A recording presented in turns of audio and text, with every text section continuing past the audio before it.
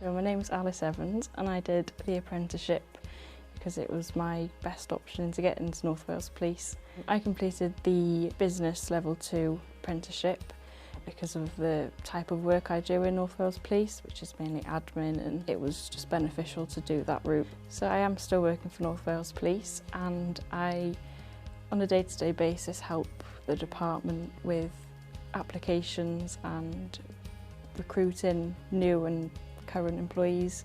The support I was given whilst doing my apprenticeship was through work and through the tutors.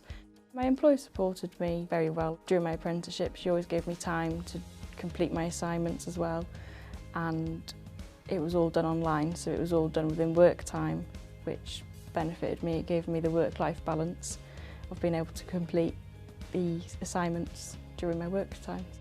I think my apprenticeship's been able to help me come over difficulties such as anxiety and working part of a team, working independently as well, and I think it's helped gain confidence.